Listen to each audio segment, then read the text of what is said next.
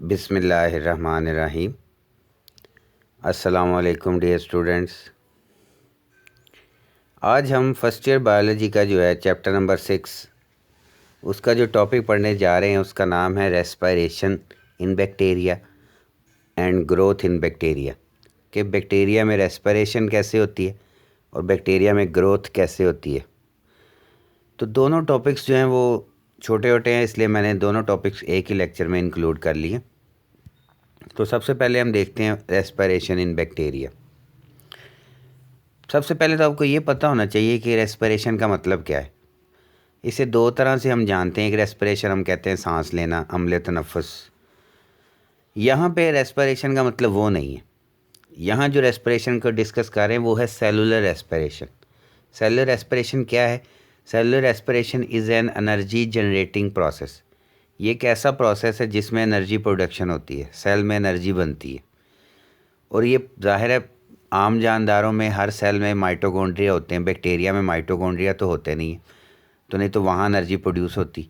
Bacteria में ये जो सेलुलर रेस्पिरेशन वाला प्रोसेस है जिसमें एनर्जी प्रोड्यूस होती है वो उसकी प्लाज्मा मेम्ब्रेन में होती।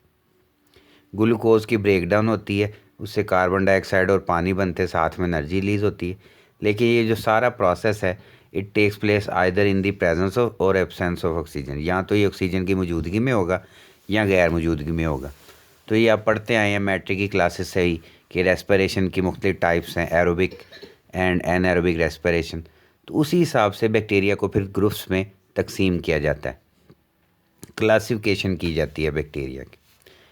बैक्टीरिया की एक किस्म है कि which are able to grow in the presence of oxygen.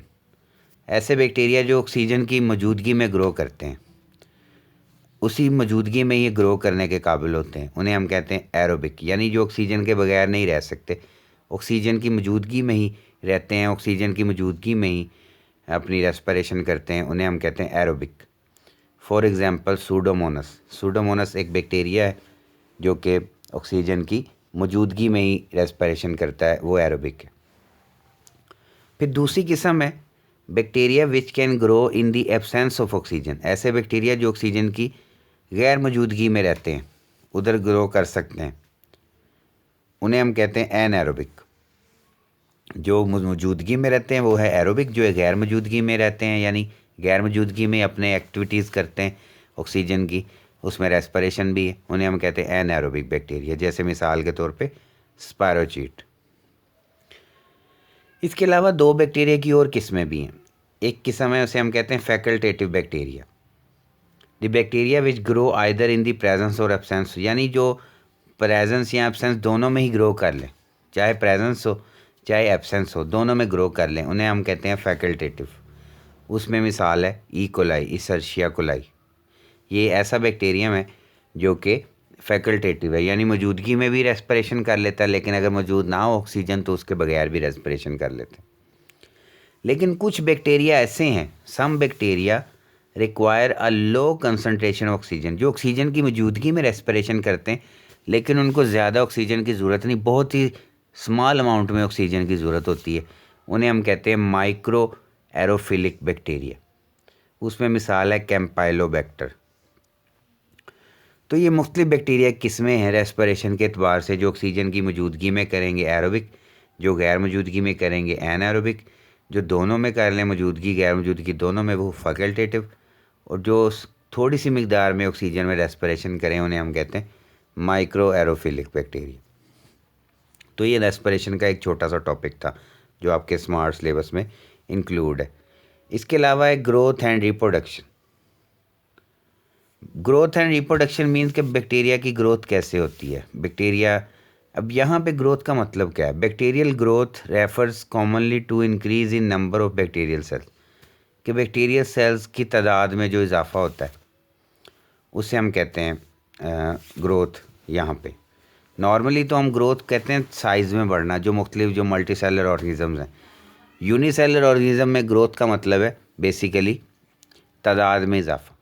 तो ज़ाहिर है तादाद में इजाफा तो रिप्रोडक्शन से होता है। तो bacteria increase in number by an asexual mean. अब ज़ाहिर है रिप्रोडक्शन दो तरह की होती है, सेक्शुअल रिप्रोडक्शन और ए सेक्शुअल रिप्रोडक्शन। सेक्शुअल रिप्रोडक्शन में मेल फीमेल का कॉन्सेप्ट होता है मुख्तलिफ जानदारों में, लेकिन एसेक्सुअल रिप्रोडक्शन में कोई मेल फीमेल का कॉन्सेप्ट नहीं है। एक ही जानदार है, वो डिवाइड होके या उसी में कोई तब्दीलियाँ होती हैं, उससे नया जानदार बन जाता है। तो बैक्टीरिया में भी एसेक्सुअल है, तो उस रिप्रोडक्शन को हम कहते हैं बाइनरी फिशन। अब बाइनरी फिशन कैसे होती है?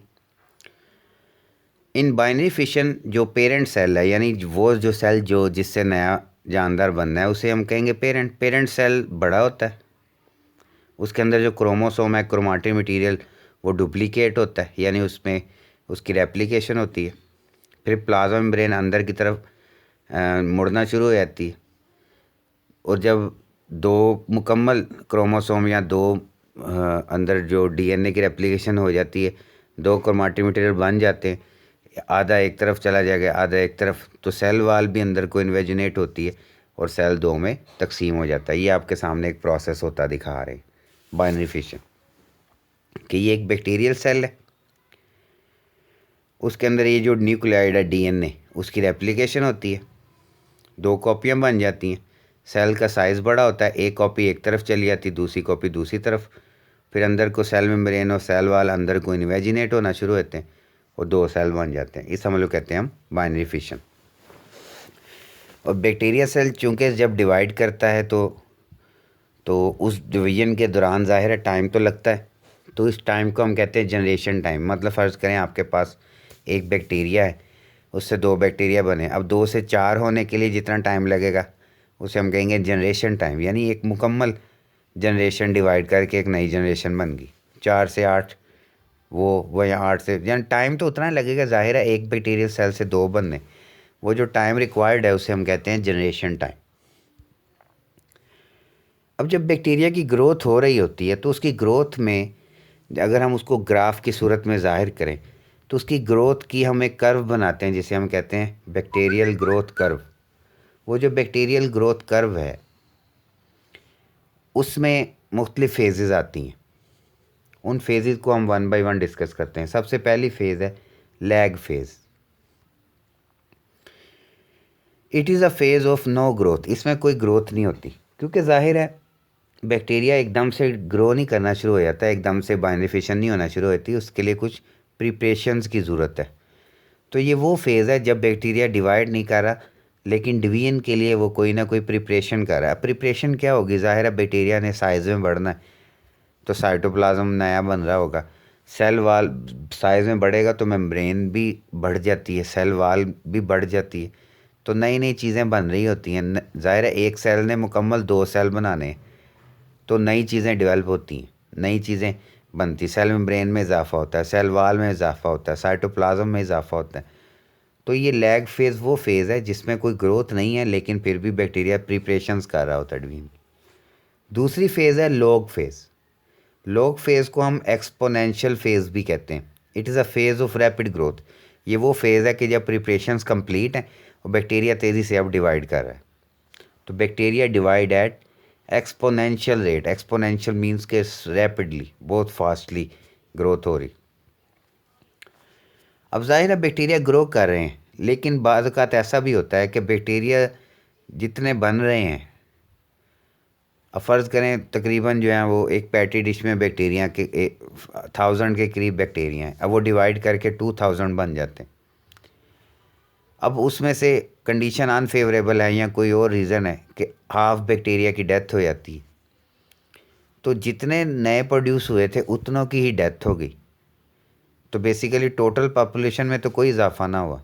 तो इस फेज़ को कहते हैं स्टेशनरी फेज़, यानी कि bacterial death rate is equal to bacterial rate of reproduction, यानी जितनी रिप्रोडक्शन हो रही है उतनी ही बैक्टीरिया की डेथ भी हुई जा रही। तो इसे हम कहते हैं स्टेशनरी फेज़।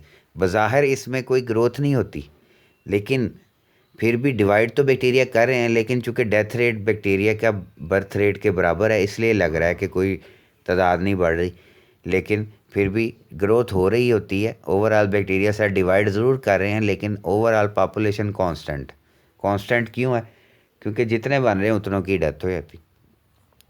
और एक फेज़ ये भी आती है बैक्टीरिया की ग्रोथ में कि जब डिक्लाइन होता है, डेथ फेज़, कि जब बैक्टीरिया मरना शुरू हो जाते हैं, कंडीशन बहुत अनफेवरेबल हो गई और डेथ रेट ज़्यादा है, तो डेथ रेट ज़्यादा है तो और उतने बैक्टीरिया प्रोड्यूस नहीं हो रहे जितने मर रहे हैं, तो उससे क्या होगा, आबादी में इजाफे की बजाय कमी आ जाएगी। तो here the death rate is more than the reproduction rate, death rate ज़्यादा है रिप्रोडक्शन रेट की निस्बत। तो ये मुख्तलिफ फेजेज़ हैं। पहली फ़ेज़ है लैग फेज़, यानी कोई ग्रोथ नहीं हो रही, बैक्टीरिया प्रिपरेशन करता है। दूसरी फ़ेज़ है लॉग फेज़, जब तेज़ी से ग्रोथ होती है। तीसरी फ़ेज़ है स्टेशनरी फेज़, जब डेथ रेट और बर्थ रेट बराबर हों। और चौथी फ़ेज़ है डेथ फेज़, जब ज़्यादा डेथ रेट हो और आबादी में कमी आना शुरू हो जाए, इसे कहते हैं डिक्लाइन फेज़। इसको कर्व की सूरत में हम दिखाएंगे कि ज़ाहिर है शुरू में ये एक तरफ नंबर्स ऑफ बैक्टीरिया है, दूसरी तरफ टाइम है। तो जैसे लैग फेज़ में देखिए टाइम गुजरता रहा लेकिन कोई तादाद में इजाफा नहीं हुआ, लेकिन लॉग फेज़ में यूँ ही पहुँचे तो जैसे जैसे टाइम गुजरा तादाद भी बढ़ी। फिर स्टेशनरी फेज़ में आके तादाद बढ़ना बंद होगी क्योंकि डेथ रेट और बर्थ रेट बराबर है। लेकिन जो जो टाइम गुजरता गया फिर डिक्लाइन फेज़ शुरू हो जाता है। डिक्लाइन फेज़ में क्या होता है, जब डेथ रेट ज़्यादा होता है और बर्थ रेट कम होता है, तो फिर तादाद में कमी आना शुरू हो जाती है। तो ये एक शुरू में कोई तादाद नहीं बढ़ती, फिर एकदम से तेज़ी से तादाद बढ़ती है, फिर बैलेंस हो जाती है, स्टेशनरी हो जाती, फिर कम होना शुरू हो जाती। तो लैग फेज़, ये वाला पीरियड लॉग फेज़, ये वाला पीरियड स्टेशनरी फेज़, और ये वाला पीरियड जो है डेथ फेज़। अब जाहिर है बैक्टीरिया में हमने कहा है एसेक्सुअल रिप्रोडक्शन होती है, लेकिन बैक्टीरिया के अंदर सेक्सुअल रिप्रोडक्शन तो नहीं है, लेकिन फिर भी एक प्रोसेस होता है जिसमें क्या होता है कि दो बैक्टीरिया के दरमियान जेनेटिक मटेरियल का एक्सचेंज होता है। इस प्रोसेस को कहते हैं कॉन्जुगेशन। ये हमने पीछे एक टॉपिक जब हमने फ्लैजेला और पिलाई वाला टॉपिक पढ़ा था तो हमने कहा था कि पिलाई जो हैं वो कॉन्जुगेशन में हेल्प करते हैं, तो उस दर हमने थोड़ा सा डिस्कस किया था कि some bacteria transfer genetic material from a donor bacterium to a recipient, कि कुछ बैक्टीरिया में क्या होता है जेनेटिक मटेरियल एक बैक्टीरिया से दूसरे में ट्रांसफ़र होता है। जो देने वाला है उसे डोनर कहते हैं, जिसमें जा रहा है उसे रेसिपिएंट कहते हैं। तो इस प्रोसेस को कहते हैं conjugation. Some conjugating bacteria use specialize sex pili to transfer genetic. अब बैक्टीरिया के अंदर पिलाई होते हैं, उन्हें हम कहते हैं सेक्स पिलाई, जो हेल्प करते हैं उनके कॉन्जुगेशन में। अब आपके सामने एक डायग्राम है, देखें, ये आपके सामने ये डोनर बैक्टीरियम है, ये रेसिपिएंट बैक्टीरियम। अब ये पिलाई है, पिलाई जमा है तो यहाँ पिलस लिखा हुआ है। बेसिकली होता क्या है, ये पिलाई जो है दो बैक्टीरिया को आपस में जोड़ देता है। ये अंदर देखें, इस बैक्टीरिया में एक प्लाज्मिड है, उसका नाम है एफ प्लाज्मिड। इस बैक्टीरिया में वो प्लाज्मिड नहीं है, तो उस एफ प्लाज्मिड की एक कॉपी बनती है डोनर में। वो उस एक कॉपी जो है वो उस पिलस की जो ट्यूब बनती है पिलस की वजह से, उसे कहते हैं कॉन्जुगेशन ट्यूब। तो एक प्लाज्मिड की कॉपी दूसरे बैक्टीरिया में चली जाती डोनर से रेसिपिएंट में। अब ये डोनर था, अब ये भी डोनर बन गया। क्यों? क्योंकि पहले इसमें था सिर्फ प्लाज्मिड, अब इसमें भी है। इसे कहते हैं कॉन्जुगेशन। कॉन्जुगेशन कोई रिप्रोडक्शन नहीं है, लेकिन कॉन्जुगेशन में होता क्या है कि चूँकि एक बैक्टीरिया से जेनेटिक मटेरियल दूसरे में ट्रांसफ़र होता है, तो नए बैक्टीरिया में नई खसूसियात आ जाती हैं जो पहले वाले में मौजूद थी। डोनर में वो मौजूद थी, अब वो रेसिपिएंट में भी आ जाती हैं। तो यानी वेरिएशन आती है, नए कम्बिनेशन डेवलप होते हैं। जो पहले बैक्टीरिया में खसूसियात थी वो दूसरे में भी आ जाती हैं। तो conjugation produces new genetic combination, जिससे क्या होता है बैक्टीरिया सर्वाइव करने में हेल्प होती है। ज़ाहिर है अब और एक बैक्टीरिया के अंदर कोई खसूसियत है कि वो समझ लो कि वो उस पर एंटीबायोटिक का असर नहीं है, तो वो उसके प्लाज्मिड की वजह से वो खसूसियत है, और वो प्लाज्मिड अगर दूसरे बैक्टीरिया में ट्रांसफ़र कर देगा तो वही खसूसियत उसमें भी आ जाएगी कि वो उसमें भी एंटीबायोटिक के लिए रेजिस्टेंस पैदा हो जाएगी कि उस पर भी असर नहीं होगा। तो ये एक सेक्शुअल प्रोसेस है जिसे हम कहते हैं कॉन्जुगेशन, जो बैक्टीरिया में पाया जाता है।